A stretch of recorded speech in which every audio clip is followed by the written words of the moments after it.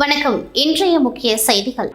புதுச்சேரி மாநிலத்திற்கு புதிதாக நியமிக்கப்பட்டுள்ள கவர்னர் கைலாஷ் நாதன் இன்று காலை முதல் முறையாக வில்லியனூர் அருகே உள்ள உஸ்டேரி சென்று ஆய்வு மேற்கொண்டார். அவருக்கு தொகுதி எம்எல்ஏவும் அமைச்சருமான சாய்ஜி சரவணகுமார் பூரணகும்ப கலசம் மற்றும் பழக்கூடை கொடுத்து பொன்னாடை அணிவித்து வரவேற்றார். பிறகு உசுட்டேரியை பார்வையிட்ட கவர்னரிடம் அமைச்சர் சாய்ஜி சரவணகுமார் ஏரியின் கொள்ளளவு, அதன் பரப்பளவு, பறவைகளின் வருகை மற்றும் ஏரியின் பழமையான வரலாறுகள் பற்றி விளக்கினார். அப்பொழுது ஏரியை பராமரிப்பது இல்லையா என கவர்னர் கேள்வி கேட்டார். அதற்கு அமைச்சர், இந்த ஏரியை வனத்துறை, பொதுப்பணித்துறை, நீர்ப்பாசன கோட்டம் ஆகிய துறைகள் பராமரிக்க வேண்டும்.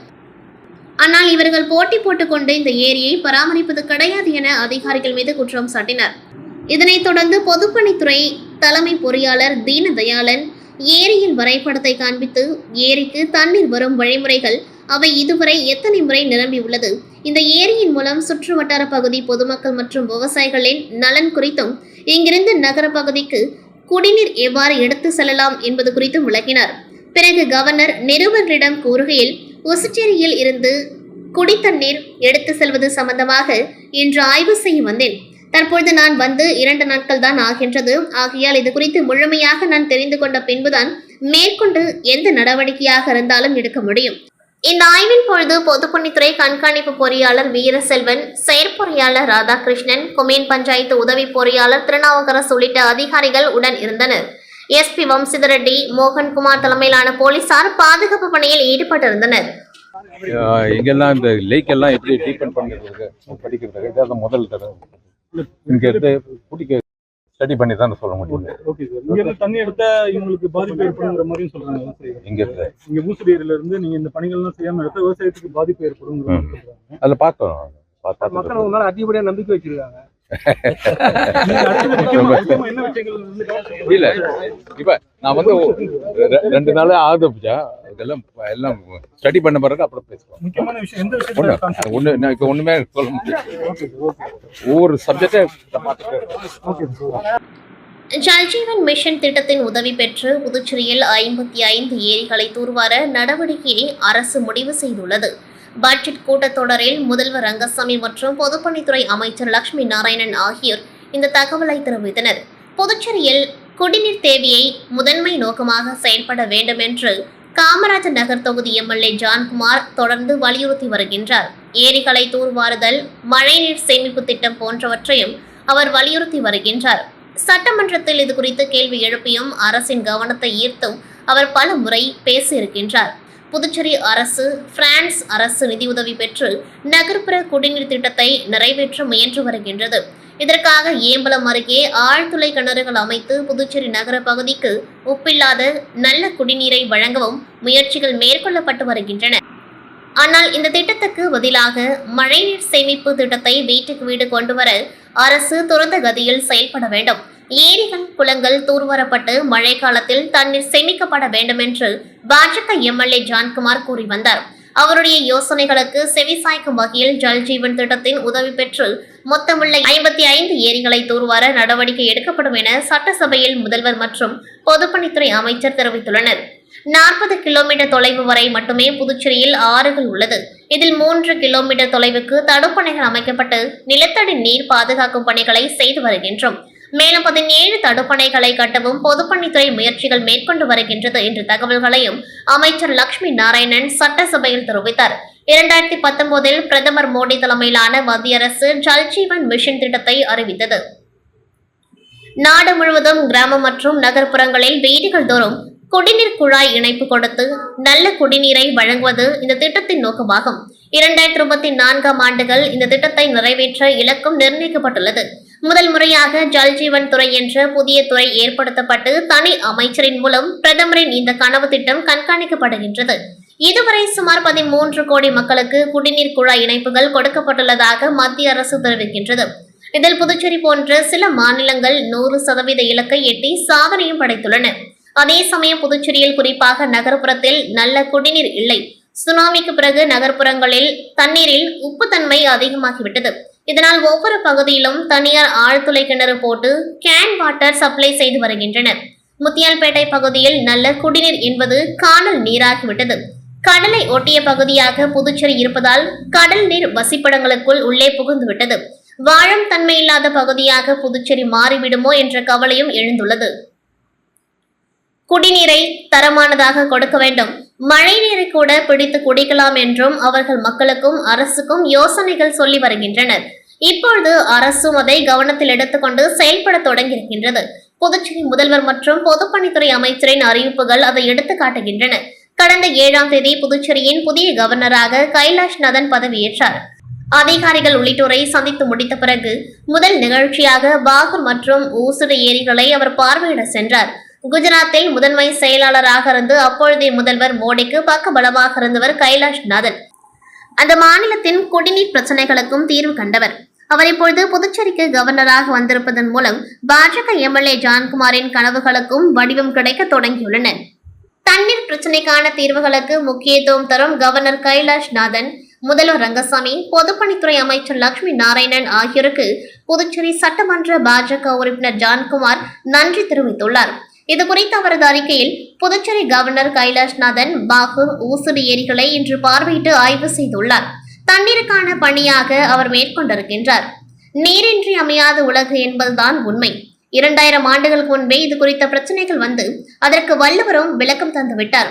இப்பொழுது வரை தண்ணீர் குறித்த பிரச்சனைகள் உலகம் முழுவதும் இருந்து வருகின்றன. 3ஆம் உலக போரே வந்தாலும் ஆச்சரியப்படுவதற்கில்லை.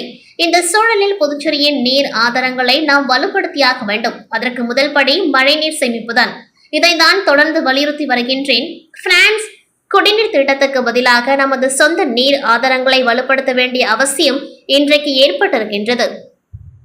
அதன் தொடக்க புள்ளியாக ஜல்ஜீவன் திட்டத்தின் கீழ் 55 ஏரிகளை தூர்வார புதுச்சேரி முதல்வர், பொதுப்பணித்துறை அமைச்சரின் சட்டசபை அறிவிப்புகள் உள்ளன. அவர்களின் இந்த அறிவிப்புகளுக்கு என் நன்றி. அதேபோல் கவர்னரும் புதுச்சேரியின் குடிநீர் பிரச்சனைக்கு முக்கியத்துவம் கொடுத்திருப்பதாக அவருடைய ஏரிகள் ஆய்வு செய்த நிகழ்ச்சியில் இருந்து புரிந்து கொள்ள முடிகின்றது.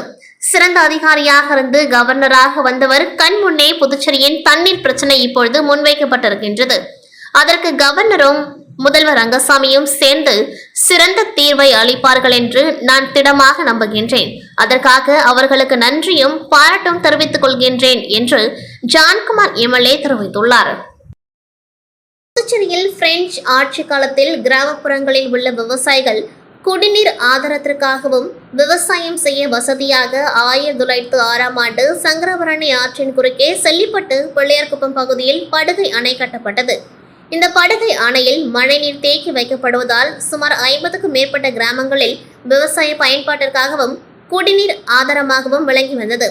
இந்த அணை பராமரிப்பின்றி இருந்ததால் கடந்த 2011ஆம் ஆண்டு பழுதடைந்தது.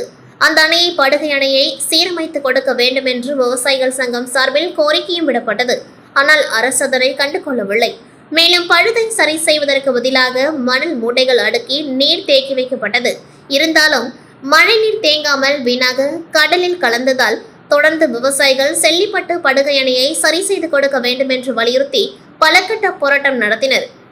இதனையடுத்து 10 ஆண்டுகளுக்கு பிறகு 2021ஆம் ஆண்டு செல்லிப்பட்டு படுகை அணையை புதிதாக கட்டுவதற்கு ஒப்பந்தங்கள் கோரப்பட்டது. ஆனால் ஒப்பந்தங்கள் விடப்பட்டு சுமார் 4 ஆண்டுகள் ஆன நிலையில் இதுவரை படுகை அணை சரி செய்யப்படவில்லை. கடந்த 2 நாட்களில் புதுச்சேரியில் சுமார் 24 சென்டிமீட்டர் மழை பெய்த நிலையில் செல்லிப்பட்டு படுகை அணையில் நீர் தேங்காமல் அனைத்து மழைநீரும் கடலில் கலந்து வீணானது. மேலும் விவசாயம் செய்ய முடியாமலும் குடிநீர் ஆதாரமாக இல்லாமலும் பொதுமக்கள் அவதி அடைவதாக விவசாய சங்கங்கள் குற்றம் சாட்டுகின்றனர். மேலும் உடனடியாக வருகின்ற நேரங்களில் மழைக்காலம் வருவதால் மழை நீரை தேக்கி வைக்கும் வகையில் செல்லிப்பட்டு படுகை அணையை உடனடியாக சரி செய்யப்பட வேண்டும் எனவும் விவசாயிகள் கோரிக்கை விடுத்துள்ளனர். புதுச்சேரி மற்றும் விழுப்புரம் மாவட்ட விவசாயிகளுக்கு கண் சிகிச்சை முகாம் பார்வை குறைபாடு உள்ள 200க்கும் மேற்பட்ட விவசாயிகள் கலந்து கொண்டு பயனடைந்தனர். புதுச்சேரி மற்றும் விழுப்புரம் மாவட்ட அனைத்து விவசாயிகள் சங்கம் மற்றும் கரும்பு விவசாயிகள் ஒருங்கிணைப்பு குழு இணைந்து நடத்திய இலவச கண் பரிசோதனை முகாம் சடையாண்டிக்குப்பத்தில் நடைபெற்றது. முகாமில் சிறப்பு விருந்தினராக கலந்து கொண்ட கண்டமங்கலம் ஒன்றிய பெருந்தலைவர் கலிவரதன் கண் சிகிச்சை முகாமை துவக்கி வைத்தார். இந்த முகாமில் சர்க்கரை நோய் உள்ளவர்களுக்கு ஏற்படும் பார்வை இழப்பு, கண் புரை, கண் நீர் அழுத்தம், வெள்ளொளி உள்ளிட்ட குறைபாடு உள்ளவர்களுக்கு பரிசோதனை செய்யப்பட்டு சிறந்த முறையில் மருத்துவம் பார்க்கப்பட்டது. மேலும் பார்வை குறைபாடு கண்ணாடி, கண் கண்ணாடியும் வழங்கப்பட்டது. இந்த முகாமில் தமிழ்நாடு, புதுச்சேரியை சேர்ந்த விவசாயிகள் 200க்கும் மேற்பட்டோர் கலந்து கொண்டு பயனடைந்தனர்.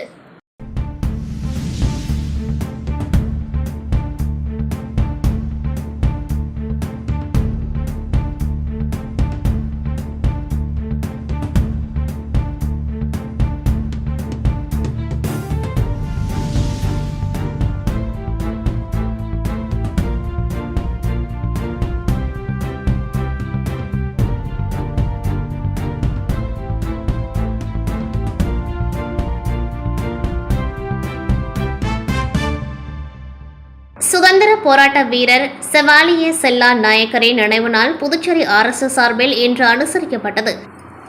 இதனையொட்டி புதுச்சேரி சட்டப்பேரவை வளாகத்தில் அலங்கரித்து வைக்கப்பட்டிருந்த அவரது திருவுருவப்படத்திற்கு முதலமைச்சர் ரங்கசாமி, சட்டப்பேரவைத் தலைவர் செல்வம், சட்டப்பேரவை துணைத் தலைவர் ராஜவேலு மற்றும் சட்டமன்ற உறுப்பினர்கள் ஏகேடி ஆறுமுகம், KSP ரமேஷ், பாஸ்கர் என்கிற தட்சிணாமூர்த்தி ஆகியோர் மலர்தூவி அஞ்சலி செலுத்தினர்.